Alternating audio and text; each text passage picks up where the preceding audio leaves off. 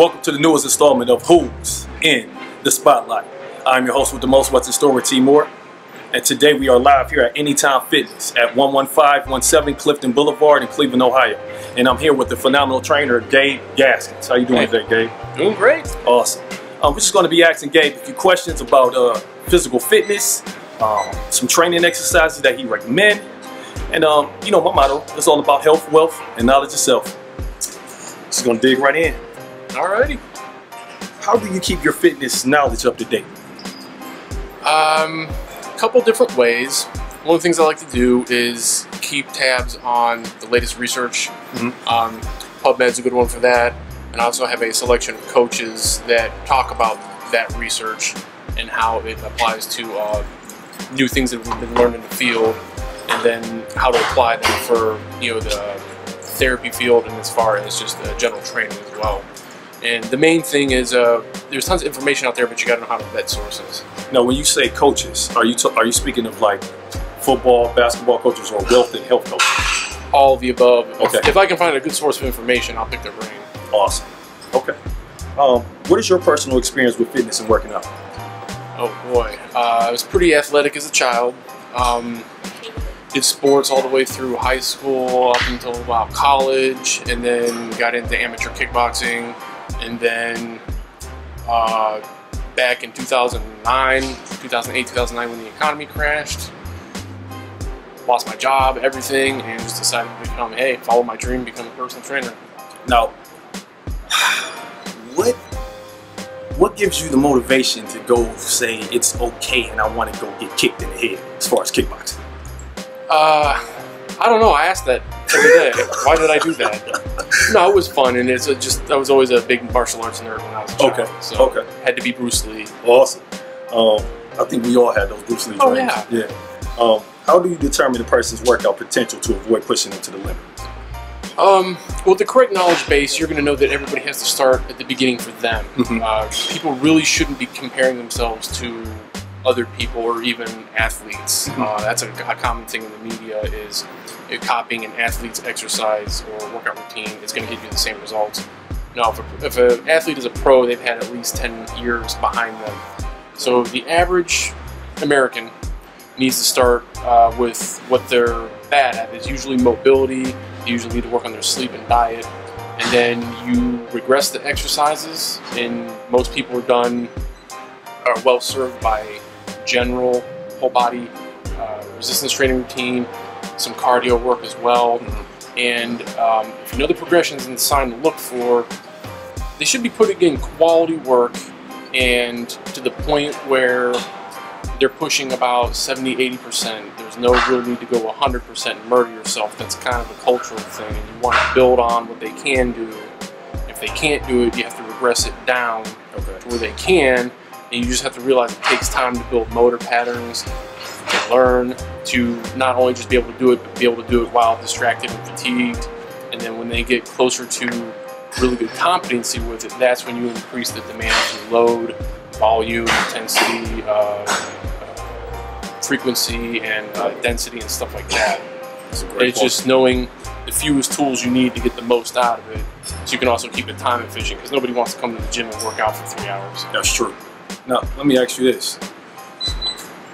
What would you recommend for someone who's a beginner as far as time on working out? Some people try to stay in the gym. You hear stories of, oh man, I was at the gym for 2 hours, or I was at the gym for an hour and 45 minutes. It's like, well, what were you doing in that time frame?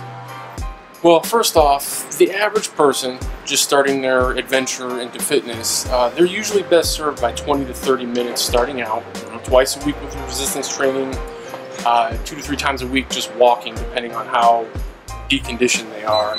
If they're in a little more shape, they can push the envelope a little more, but like I said, you want to build up on what you have, not just try to destroy yourself. And another good reason why a lot of people have 2 to 3 hour workouts is they're very time inefficient. Traditionally, most people come in, they're going to do some sort of variation of bodybuilding work, you know, sets and reps, a chest day, a back day, stuff like that. They're going to do a set, and then on average, and there's been studies on this, 2 to 3 minutes rest, sitting there playing with their phone, resting, sitting there. Whereas if you get the same amount of work, put it in a circuit, you probably get it done in 15–20 minutes. Great point. Are you more comfortable in a group or personal training sessions? Either. It's personal is you have to be able to delve into the person's individual needs and wants, and it's going to be very dependent on personality. Do you get along with them? It's hard to get along with someone with a personality clash with, and they're trusting you with, they're upset about themselves, their body image and stuff like that. They're looking to you to help them fix it. That's a great point. And if you guys just have a personality clash, you're going to want to find another trainer and hand them off so they can get the service that they need. Yeah. Group setting's a little different. It offers beginners kind of safety in numbers, kind of like anonymity in the herd type of deal. Okay. And there's also a lot of research showing that there's going to be more motivation. It's like a part of a team. So the motivation of getting into the gym, when they know that they're a group that is fun to work out with and play with, so to speak, is waiting for them. They're going to show up instead of the weight being all on their shoulders by themselves, right, coming in by their own. So really a decent trainer should be good with both formats. Okay. But people can specialize in either one. Now this is a two-part question. Okay. Give me 3 essential exercises you would have any client do. And the second part to that is why are they in your top 3? Okay, that's a pretty broad one. I would say for any given person there would be 2 that they need, and there's one that's probably is going to vary between the person and it's something that they're very bad at. Okay. So in general, some sort of core exercise, and it has to be more than crunches because it doesn't teach you to use your core musculature to control the relationship between your rib cage and your pelvis. That's what real core training is. Okay. As well as that in balance and controlling what the upper body's doing while the lower body's doing something, or stability, so on and so forth. And that's where your planks, Superman arch holds come in, hollow holds, stuff like that. And it has to be kind of geared towards endurance because that musculature is to keep your spine more or less neutral and safe through the course of the day and when you do activity. And it should be strong in other areas as well, like while you're bent over and stuff like that. Okay. So they need to have some sort of exercise that they can use to build competency because you have to know how you're moving. A lot of people think they're doing a plank, but they're sagging like a bridge that's about to collapse. So they have to get competency in some sort of plank exercise. A squat is a good one. A squat can tell you how their ankle mobility is, how their hip mobility, back strength. If they slouch over while they're squatting, it can tell you, if you know what you're looking for, it can tell you many different things. Okay. And then once you get good at the squat, then you can branch off into deadlifts, lunges, stuff like that. The third one is going to be something that the person is very bad at, and I like to focus on overhead pressing for a lot of people because there's a lot of slouched postures walking around in the US these days, and if you coach them properly, you can get them to stand up straight, get their shoulders out to the side, and shrug and articulate properly, or more so. It's going to take a while. This stuff doesn't fix itself in 2-3 months. It could take a year or more. But like I said, squat, some sort of plank or core exercise, and something custom tailored to how badly they're moving. Great points. We're getting ready to wrap it up. I want to thank you for having us here at Anytime Fitness. Oh, thank you. Mr. Gabe Gaskins, you were awesome. You got any social media contacts you want to shoot out there? Any information for the people? I'll plug Anytime Fitness itself. We're on Facebook, Anytime Fitness, Clifton, and the Warren location as well.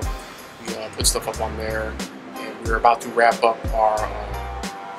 Can't see it, it's in the back, there's a poster, but we had a Earn It Back where if new members came in and signed up to participate in the event, they could earn their first 3 months back. We're about to wrap that up. Okay. We were surprised how many people stuck with it. Okay.